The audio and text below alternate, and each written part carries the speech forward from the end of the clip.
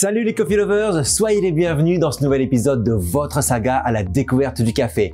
Aujourd'hui, nous allons parler de la méthode de slow coffee la plus simple à utiliser et qui, pour moi, est l'une des meilleures méthodes de slow coffee pour obtenir un café avec du corps et une belle texture suave.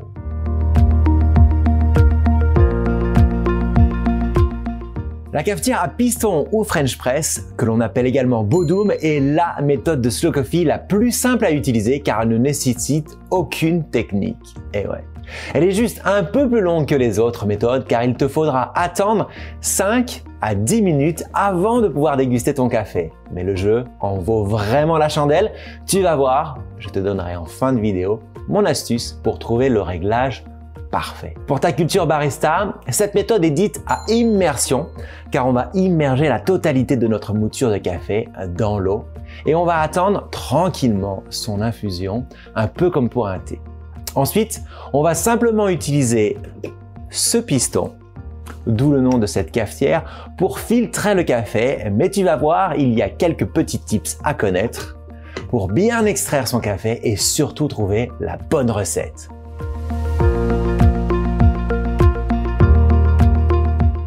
Pour cette méthode, il te faut une cafetière à piston qui est composée de deux éléments, un piston et un récipient. Une balance de précision avec timer, c'est super important si tu veux pouvoir reproduire les recettes que tu as adorées. Il te faudra également un moulin pour moudre ton café et bien sûr il te faudra du café. Comme d'habitude, privilégie un café de spécialité en grains et fraîchement torréfié afin d'avoir un maximum d'arômes en tasse. Tu auras également besoin d'une cuillère, d'une bouilloire. Alors pour cette méthode, tu n'as pas besoin d'une bouilloire col de cygne comme pour les autres méthodes Chemex ou V60 par exemple.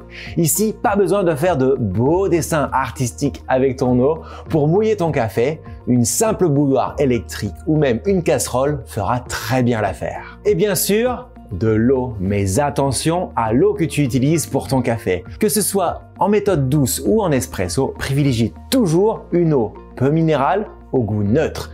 Sinon, tu auras des surprises lors de la dégustation de ton café. L'eau de Volvic, par exemple, est souvent citée dans le monde des baristas pour sa faible teneur en sels minéraux.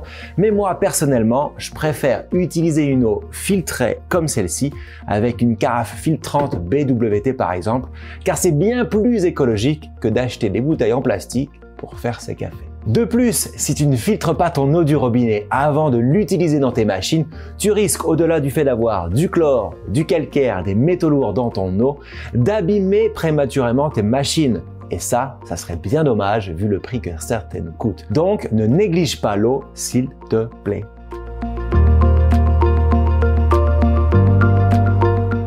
Maintenant que tu as tout ça, je vais t'expliquer les points importants pour cette méthode. Il est généralement recommandé pour cette méthode un ratio de 60 à 70 grammes de café pour 1 litre d'eau. Une eau comprise entre 85 et 95 degrés, un temps d'immersion de 4 minutes et le café doit être moulu médium. Pour info, j'ai réglé mon moulin Santos référence 0,1 bar sur 55. À titre indicatif, il faudrait être à 0, voire moins, pour avoir une mouture à espresso. C'est pour cela qu'il y a des moulins spécifiques pour le slow coffee et d'autres pour l'espresso. Allez, passons à la pratique et voyons en détail comment cette méthode fonctionne.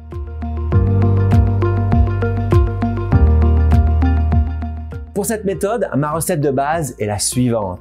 35 g de café fraîchement moulu pour 500 ml d'eau à 95 degrés et un temps d'immersion total de 4 à 10 minutes, voire plus. Oui, je suis sûr que tu te demandes pourquoi je ne suis pas plus précis sur la durée d'infusion. Eh bien tout simplement parce que ça va dépendre déjà de tes goûts, mais surtout de ton café.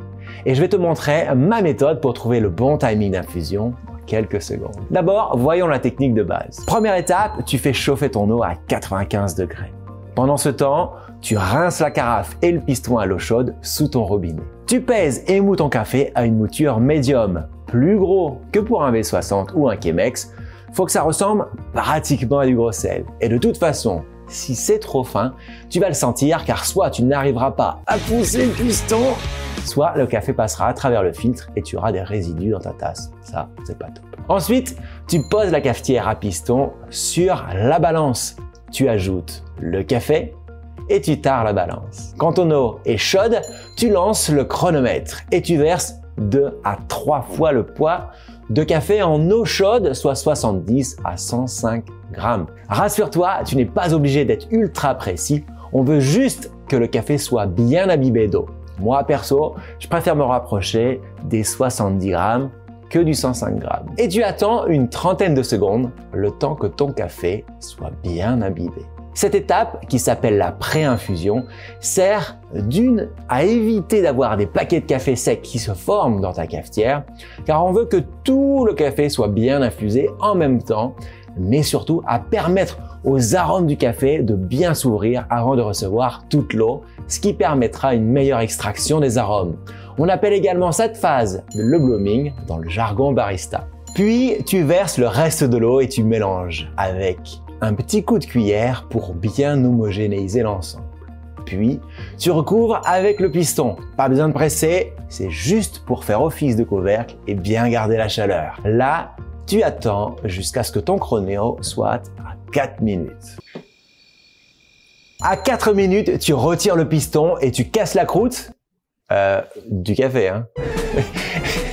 En mélangeant un peu, mais tu ne la retires pas. Et c'est à partir de là que je vais te montrer ma méthode pour savoir quelle recette il me faut pour tel ou tel café. Tu vas voir, c'est super simple. Pour ça, il te faut simplement 7 tasses à café ouvert si tu n'as pas de tasse. Tu remets le piston en place et tu presses doucement jusqu'à descendre aux 3/4 de ton liquide. Note que si tu dois forcer comme un bourrin, c'est que ta mouture est trop fine. Ensuite, tu te sers un peu de café dans une tasse et tu attends encore 1 minute. Puis tu fais la même chose à 5, 6, 7, 8, 10 et 12 minutes.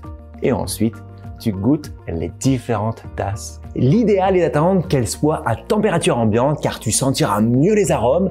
Mais si comme moi, tu es impatient, tu peux également faire ta comparaison bien avant. Tu goûtes tes différentes tasses et tu vas voir, plus tu avances dans tes tasses, plus tu auras une tasse avec une texture suave. Mais peut-être que tu auras de plus en plus d'amertume. Et c'est ce paramètre que l'on va rechercher. On recherche à savoir à partir de combien de temps on a de l'amertume. Ou du moins à savoir quel timing on préfère pour la dégustation du café que l'on utilise.